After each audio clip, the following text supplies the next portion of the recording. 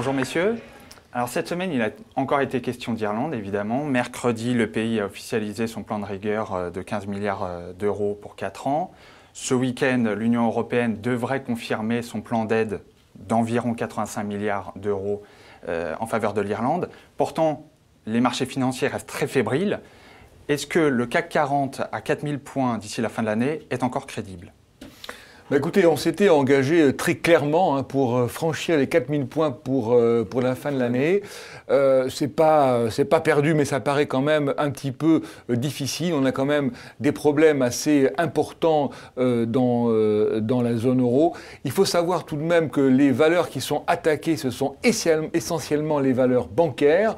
On se rend bien compte que les grandes valeurs industrielles de la cote résistent assez bien. Pareil pour le luxe, pour les grandes valeurs de consommation. Donc pour l'instant, on a un indice qui est tiré vers le bas par les bancaires. Il est évident que dès qu'on sera beaucoup plus à l'aise, dès qu'on a une bonne visibilité sur la mise en place d'un vrai plan de stabilité sur l'Europe, sur l'euro, on pourra franchir les 4000 points. Ça pourrait être fait, pourquoi pas, dès le début de l'année prochaine. Il existe des forces de rappel de marché. Les fondamentaux des entreprises sont bons, et ça, il faut continuer de le rappeler. Et puis les valorisations sont aussi attractives encore. Il n'y a pas d'excès.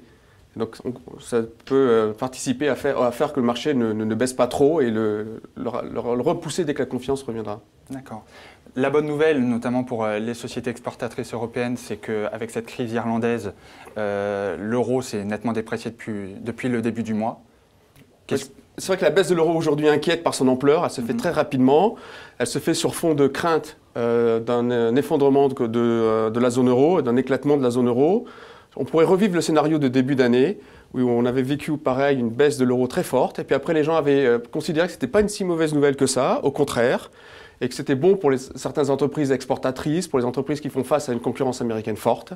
Et je pense que donc, après, une fois le calme revenu, on pourrait reconsidérer la baisse de l'euro de manière différente et trouver que ce n'est pas une mauvaise chose, au contraire. D'accord. Alors dans ce contexte d'incertitude et alors que la fin de l'année se profile à l'horizon, quelle stratégie justement les investisseurs doivent adopter ?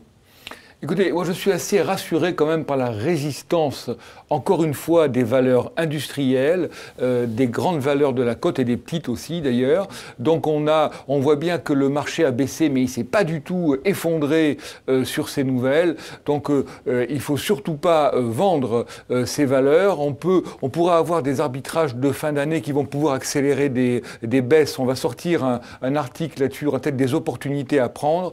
Le grand secteur à surveiller, c'est les banques. Il ne faut pas les vendre.